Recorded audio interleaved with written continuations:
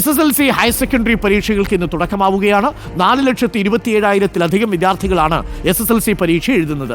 റഹീസ് റഷീദ് ചേരുന്നു വിവരങ്ങളുമായി. Rahees Rasheed, very good morning. 10ാം ക്ലാസ്സിലെ പരീക്ഷാകാലമൊക്കെ ഓർമ്മയുണ്ടാവുമല്ലോ റഹീസിന്. വലിയ ടെൻഷനൊക്കെ അടിച്ച് പ്രാർത്ഥിച്ച് ആദ്യത്തെ ചോദ്യം തന്നെ ക്ലീൻ ബോൾഡ് ആവല്ലേ എന്ന് പ്രാർത്ഥനയോടുകൂടിയാണ് നമ്മൾ പരീക്ഷാ ഹാളിലേക്ക് എത്തുന്നത്. ഇന്ന് കുറേ കുഞ്ഞുങ്ങൾ, 4,00,000-ലധികം കുഞ്ഞുങ്ങളാണ് പരീക്ഷ എഴുതാൻ പോകുന്നത്.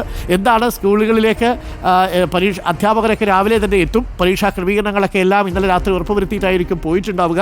ഇന്നത്തെ പരീക്ഷാ ദിനം എങ്ങനെയാണ്, എവിടെയാണ് റഹീസ് നിൽക്കുന്നത്? Good morning. Good morning doctor Arun. ഞാൻ തിരുവനന്തപുരത്തെ സെൻറ്റ് ജോസഫ് സ്കൂളിലാണ് നിൽക്കുന്നത്. ഇവിടെ ഒരുക്കങ്ങളെല്ലാം സാധാരണഗതിയിൽ പൂർത്തിയായി കഴിഞ്ഞു. ഏതാണ്ട് 6:30 SLC മലയാളം ക്വസ്റ്റ്യൻ പേപ്പർ ഇവിടെ എത്തി. അത് സ്വീകരിക്കാൻ അധ്യാപകർ ഉണ്ടായിരുന്നു. ഈ ഭാഗത്താണ്, ആ കാണുന്ന മുറികളിലാണ് ഇന്ന് SLC പരീക്ഷ നടക്കുക. 9:15 വിദ്യാർത്ഥികൾ സ്കൂളിൽ പരീക്ഷാ ഹാളിലെത്തണം. 9:30 ക്വസ്റ്റ്യൻ പേപ്പർ അവർക്ക് കൊടുക്കും.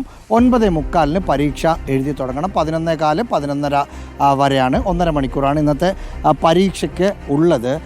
കേരളത്തിന് പുറമെ ലക്ഷദ്വീപ്, ഒപ്പം ഗൾഫ് നാട്, അങ്ങനെ 4,27,072 കുട്ടികളാണ് ഇന്ന് എക്സാം എഴുതുന്നത്. ഇവിടുത്തെ സ്കൂളിലെ HM നമുക്കൊപ്പമുണ്ട്. എല്ലാം സെറ്റല്ലേ? അതെ, ഓക്കെയാണ്. ക്വസ്റ്റ്യൻ പേപ്പർ എത്തിക്കഴിഞ്ഞു. ക്ലാസ് മുറികളെല്ലാം സജ്ജമാണ്. പിള്ളേർ 9 മുമ്പ് എത്തും. അത്യാവശ്യം എല്ലാ കാര്യങ്ങളും ഓക്കെയാണ്. Full A+ സ്കൂളാണോ? ഫുൾ A+ പരമാവധി കിട്ടാൻ വേണ്ടി ശ്രമിക്കുന്നുണ്ട്. ഞങ്ങൾ കുട്ടികൾക്ക് എല്ലാ രീതിയിലുള്ള സഹായ സഹകരണങ്ങളും ചെയ്യുന്നുണ്ട്. കുട്ടികളെല്ലാം വെൽ പ്രിപ്പയർഡാണ്. ഒന്നിടവിട്ട ദിവസങ്ങളിലാണ് ഈ ഫസ്റ്റ് വീക്കിൽ SLC എക്സാം തോന്നുന്നു അല്ലേ? ഒന്നിടവിട്ടല്ല, 3, 5, 7 പിന്നെ 10-ാം തീയതി വയ്ക്കാം. ടൈം ഗ്യാപ്പ് ഉണ്ടായിരുന്നു ഇടയ്ക്ക്. അപ്പോൾ കുട്ടികൾക്ക് സാവധാനം, അവർക്കൊരു ടെൻഷനും ഇല്ലാതെ തന്നെ പരീക്ഷയ്ക്ക് പഠിക്കാനുള്ള സമയമുണ്ട്. പണ്ട് ഞങ്ങളൊന്നും പഠിച്ച സമയത്ത് അങ്ങനെ ആയിരുന്നില്ല. അതെ, തിങ്കൾ ടെൻഷനായിരുന്നു, വെള്ളി വരെ ആയിരുന്നു. കുട്ടികൾ ഹാപ്പിയാണ്. പിന്നെ ഇപ്പോൾ പരീക്ഷയുടെ പൊതുവേ ഉള്ളൊരു ഭയം ഉണ്ടല്ലോ, ഇപ്പോൾ പരീക്ഷയോടുള്ള ഭയം, ആ ഭയം ഇപ്പോൾ ഇല്ലയെന്ന് വേണം ഇപ്പോൾ പറയാം. കുട്ടികൾ കോൺഫിഡൻ്റ് ആണ്. ഓക്കെ. ഇവിടെ എത്ര കുട്ടികളുണ്ട് എഴുതുന്നുണ്ട്? 327 ടോട്ടൽ. ഉച്ചയ്ക്ക് ശേഷം ഹയർ സെക്കൻഡറി പരീക്ഷയും നടക്കും. 26-ാം തീയതി വരെയാണ് SLC പരീക്ഷ ഉണ്ടാവുക. പിന്നീട് ഏപ്രിൽ 3-ാം തീയതി മൂല്യനിർണ്ണയം തുടങ്ങുന്ന രീതിയിലാണ് ഇപ്പോഴുള്ള ക്രമീകരണങ്ങൾ. Doctor Arun, okay. ആദ്യത്തെ പരീക്ഷ എഴുതാൻ പോകുമ്പോഴുള്ളൊരു ടെൻഷൻ പക്ഷേ ഇപ്പോഴത്തെ കുട്ടികൾക്കില്ല എന്നുള്ളത് സന്തോഷമാണ്. എങ്കിലും ഈ പറഞ്ഞ ആൾക്കാർ ടെൻഷനാക്കും. പ്രത്യേകിച്ച് രക്ഷിതാക്കളാണ് ഈ ടെൻഷൻ്റെ ഫാക്ടറി എന്ന് പറയുന്നത്.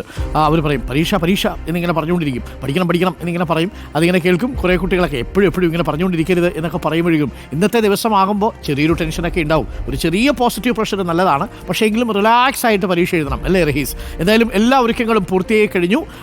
ഇന്നിപ്പോൾ ചൂടുള്ള സമയമാണ്. ഇന്നലെ പക്ഷേ കുറച്ച് മഴയൊക്കെ പെയ്തെന്ന് തോന്നുന്നു അല്ലേ തിരുവനന്തപുരത്ത്?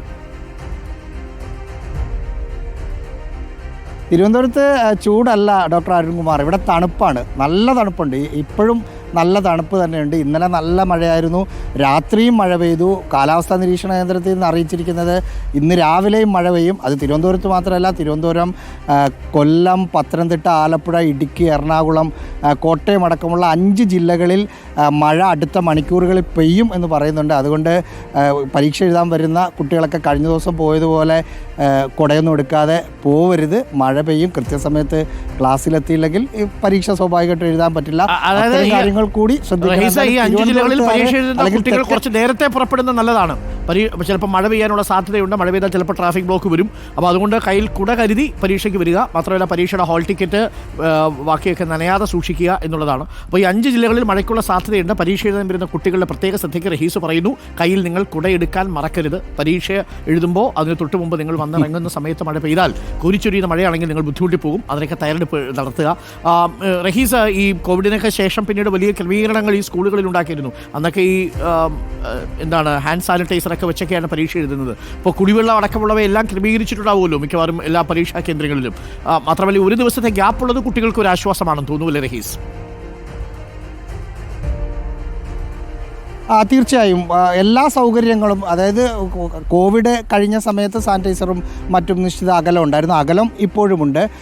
പക്ഷേ കുടിവെള്ളം മുമ്പൊന്നും അങ്ങനെ ഇല്ലായിരുന്നു. ഇപ്പോൾ കുടിവെള്ളം ഓരോ ക്ലാസ് റൂമിൻ്റെ ഫ്രണ്ടിലും കൂജയിലോ അല്ലെങ്കിൽ മറ്റേതെങ്കിലും ഒരു ബാസ്ക്കറ്റിലോ മറ്റും കുടിവെള്ളം വെക്കുന്ന ഒരു രീതി എല്ലാ ക്ലാസ് റൂമിൻ്റെ മുമ്പിലുമുണ്ട്. പണ്ടത്തെ പോലെ ഇപ്പം നേരത്തെ ആ സാറിനോട് സംസാരിച്ച് പറഞ്ഞ പോലെ ഞങ്ങളൊക്കെ പഠിക്കുന്ന സമയത്ത് തിങ്കൾ ചൊവ്വ ബുധൻ വ്യാഴം വെള്ളി പരീക്ഷ എന്ന രീതിയായിരുന്നു. അത് മാറി. ഇപ്പോൾ ഇന്ന് തിങ്കളുണ്ട്, ഇനി ബുധനേ ഉള്ളൂ, അതിനുശേഷം പിന്നീട് വെള്ളിയാഴ്ചയേ ഉള്ളൂ.